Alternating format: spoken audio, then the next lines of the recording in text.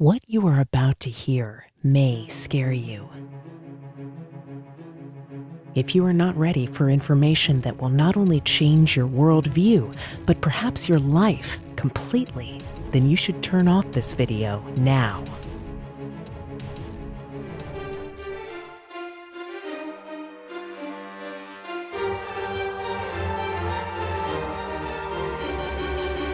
When we last spoke last January, you weren't very optimistic about the global economy. What would you say about the state of the economy now? This system is in collapse, and it's unbelievable, and most people don't even see what's going on. So what are the top things that are grabbing your attention right now? Mostly, it's how the U.S. government and the Federal Reserve are reacting to all the problems. We're in the last days of this financial system in the U.S. This is Zimbabwe. This ship is going down. This is the USSR in 1989. Well, lots of people wouldn't believe you. They'd say, you know what, you're out in left field. You're nuts. In the meantime, in 2011, he told his subscribers to start getting into Bitcoin at $3. It soon went to over $200, and he was called crazy yet again. Joining us now is the chief editor of the Dollar Vigilante, and he's a Bitcoin entrepreneur, Jeff Berwick. Jeff, welcome back. Thank you, Stuart. Let me get this clear here. Your side of the Bitcoin story is that you put out, or you want to put out, ATMs. So you're the point of contact where I put in my US greenback dollars and I get back Bitcoins. Is that correct? That's correct. I'm sure that in the past week, people have said to you, Jeff, it's a scam. Answer the question.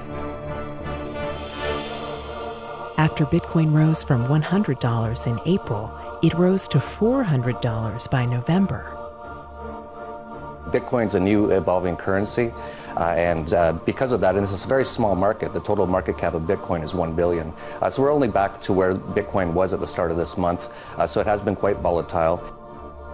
Since that time, Bitcoin rose to over $1,000 and is now back below $500, but has been very volatile, as he warned.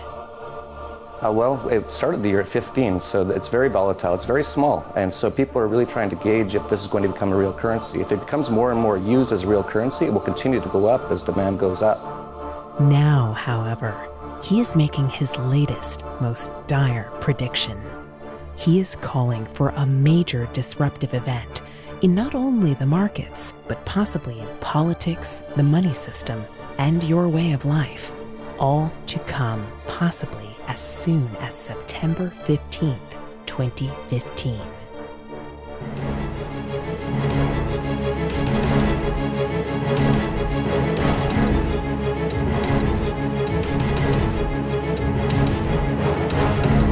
It is a pleasure to have back on with us world-famous adventurer, entrepreneur, investor, and writer, Jeff Berwick. This may be our most important show yet, so let's get right into this, as you're not going to want to miss what Jeff Berwick has to say today. And, Jeff, you've never been shy about telling people your opinions, but your latest pronouncement may be your boldest yet.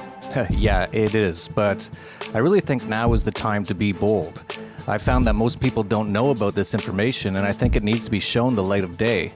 I guess I should start by saying that I've never made such an exact short-term prediction, but when people see the evidence I've uncovered, they'll understand why I believe a massive event could happen as early as this September. Give us some background on how you came to this conclusion. Well, it started out quite simply. In 2010, I stated that the US dollar would collapse within the next decade. To me, the path was quite clear. You just look at the total debt of the US government, now at $18 trillion, and its growth, and you can see where this is headed. And when you look further, you can see that even with a monstrous $18 trillion debt, it was only a small part of the story, as so much of the debt and liabilities of the US aren't properly accounted for. Today, the amount of debt and liabilities of the US government is over $95 trillion. That's $300,000 per person in the US, or $1.2 million in federal government debt and liabilities for every family of four. I'm sure you remember the Great Recession or the financial crisis of 2008. It was very bad. And even George Soros was quoted on it as saying, "We witnessed the collapse of the financial system in 2008. And all they've done, and all they're still doing, is print money to act like it didn't die." But the proof is in the numbers. In 2008, the Federal Reserve announced something they had never done before. They called it quantitative easing. But what it really is printing never-before-seen amounts of money.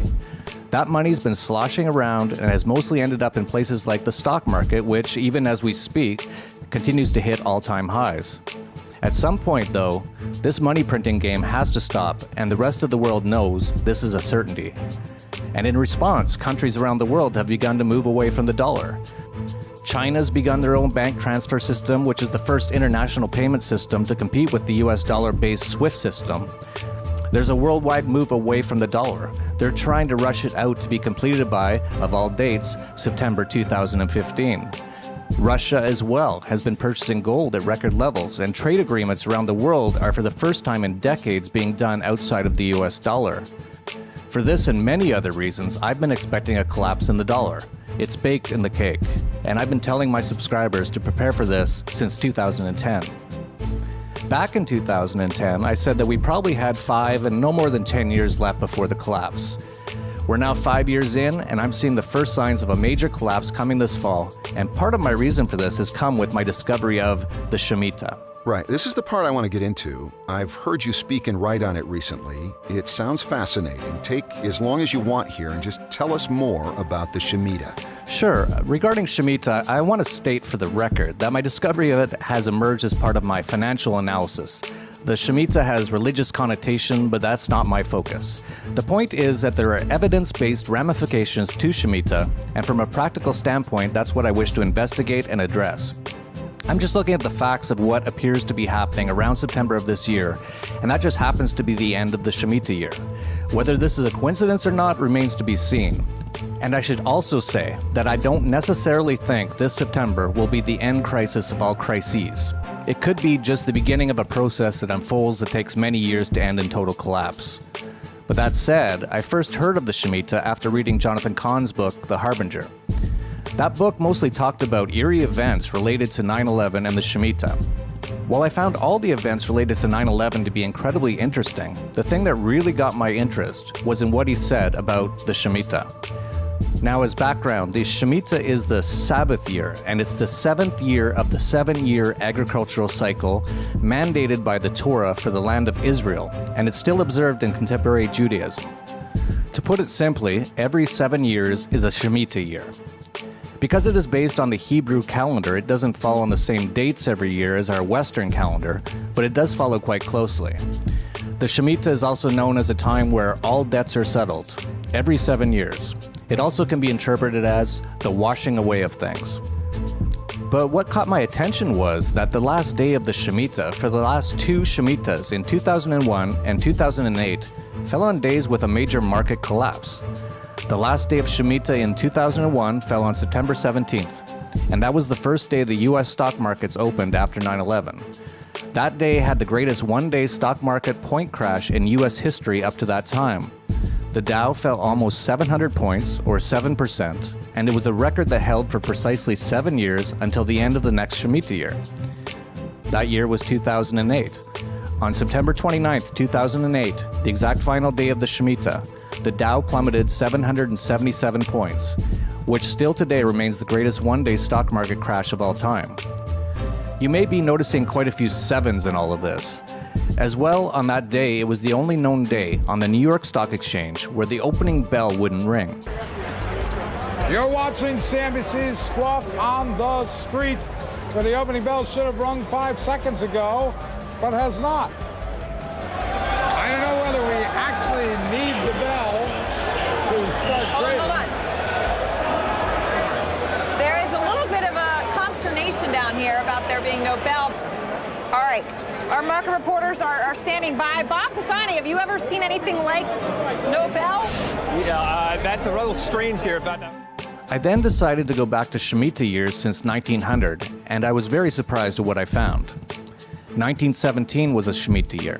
1917 marked the year that the US entered into World War I, and soon after the Russian, German, Austrian, and Turkish empires had collapsed. Remember, the Shemitah is a time of washing away.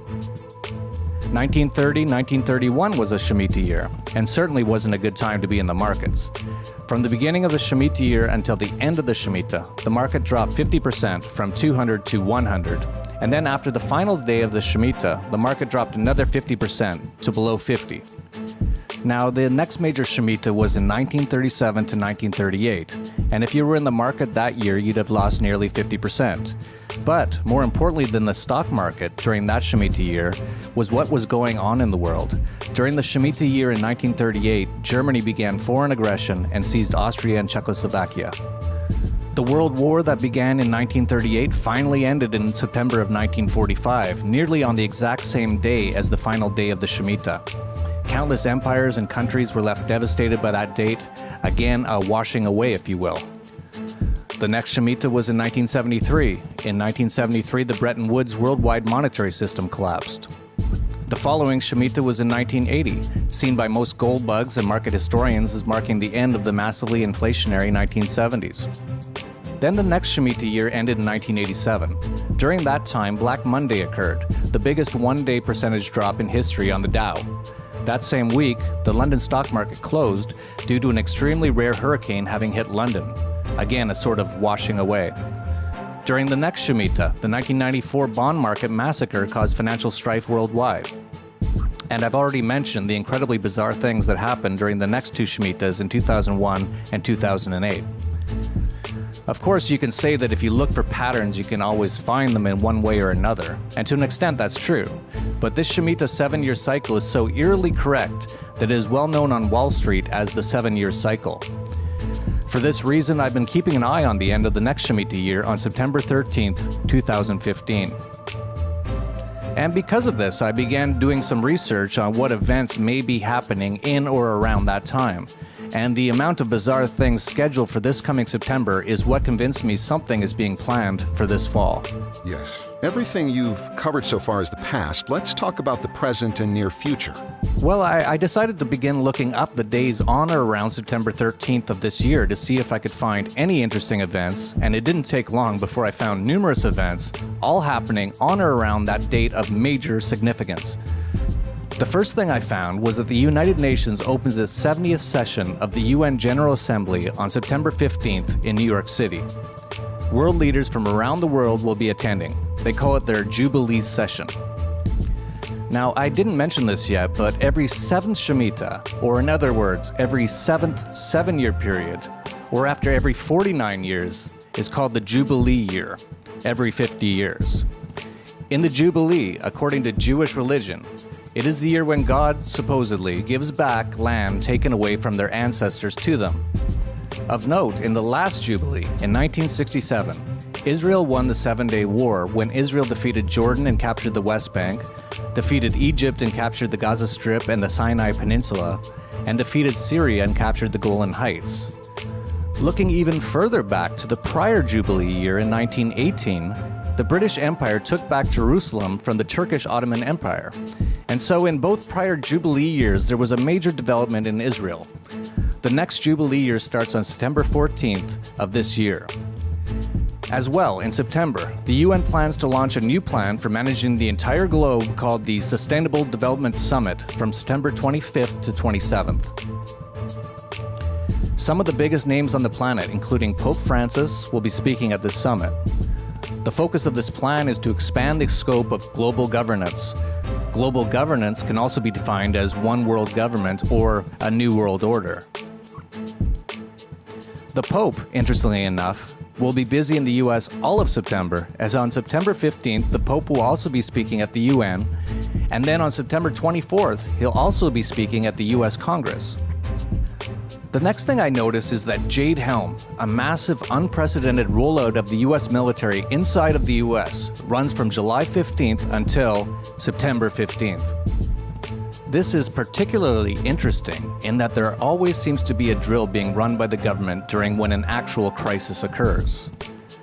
Jade Helm has already begun in preparations, and the amount of military equipment being amassed in the US is truly mind-boggling. There's a lot of speculation that this amount of military buildup in the American South is in preparation for some sort of civil unrest.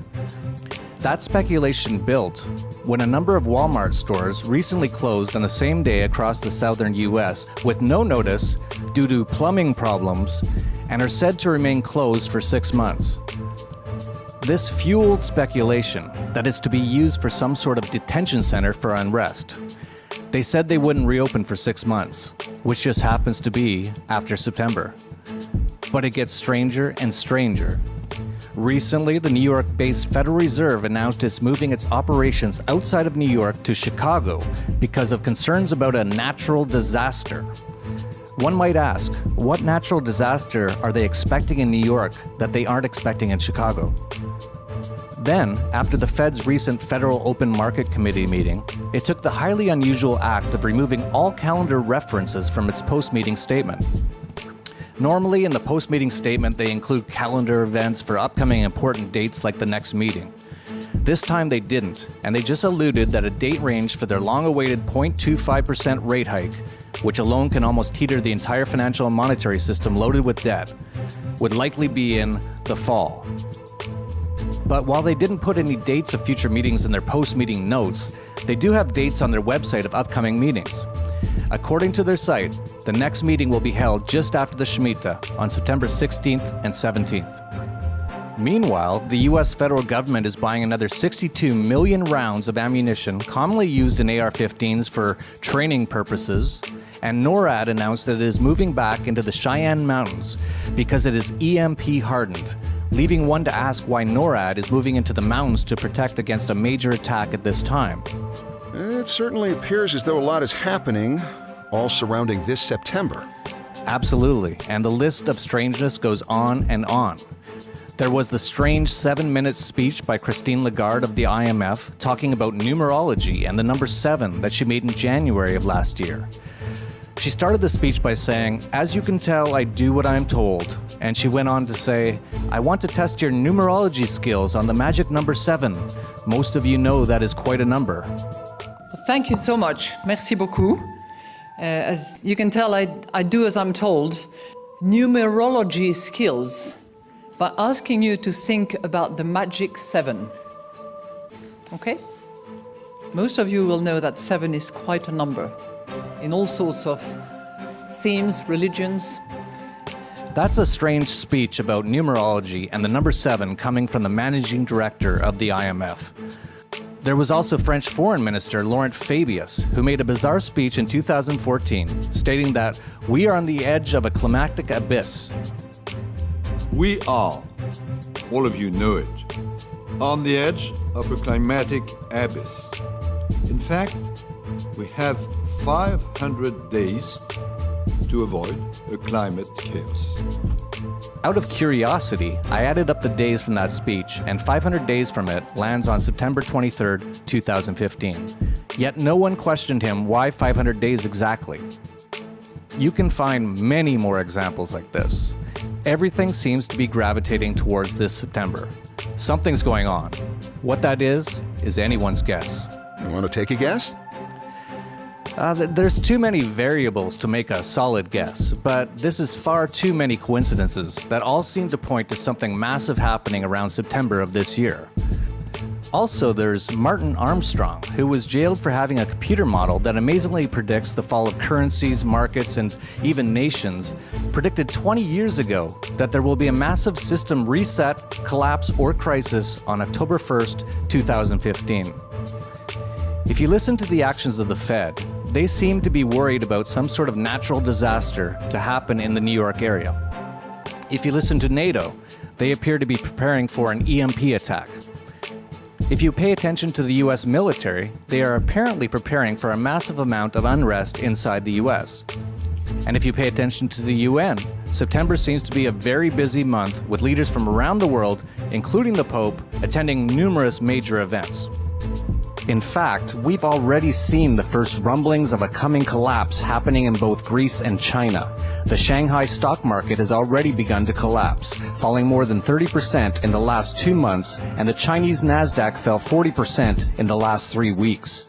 And in Greece, the banks and stock market have been closed for weeks, and they're laying the foundation for a civil chaos that I expect to fully foment over the summer and explode in September. This will set off a chain reaction that will shake the entire US dollar-based financial system. This is enough evidence for me not to be anywhere near the US from now until at least October, and specifically in the month of September. This is just too much happening all at once for my comfort. I've also been advising for years to have no significant assets in US dollars and certainly not in the US bank, and I reiterate that more so now based on what I see happening in the coming months. If I'm totally wrong and nothing major happens during that period, then great. It's really not of any harm to prepare for some catastrophic event in the financial and political systems during that time, because my advice for preparing for the end of the monetary system as we know it is the same for this September period as it has been for the last few years and still continues to be. I'm just getting more adamant on it now. I've been advising people to get out of the Western financial and monetary system, get into hard assets, keep cash, precious metals, food, water, and guns on hand to last for at least a number of months, and move yourself and your wealth outside of the US if possible. I think there will be trouble all over the Western world, but the US seems to be ground zero for this coming crisis. These are all very ominous and negative predictions and advice. Are there any potential positives? Oh yes, absolutely. During any crisis is often an opportunity to become wealthy. As long as you are aware of what's going on, this could provide tremendous opportunity. Most fortunes have been made in times of extreme crisis that hardly anyone saw coming. Very few market analysts see what's going on, and so we have a great advantage over them when the collapse comes, as most don't think a collapse is even possible, much less imminent. So how can people get more information and advice on not only how to prepare for this upcoming crisis, but also profit from it? Yes, we've created a special report on how to prepare to survive the coming collapse, as well as how to profit from it. I'm offering this report for free because I think this information is too important to withhold from anyone. And the information in this report will keep you in good stead, even if there is no major collapse in the fall. The collapse may just be beginning in the fall and may last many years. This information will give you what you need to survive during that period if you act on it. We're now in the final endgame for the collapse of monetary, financial, political, and economic systems.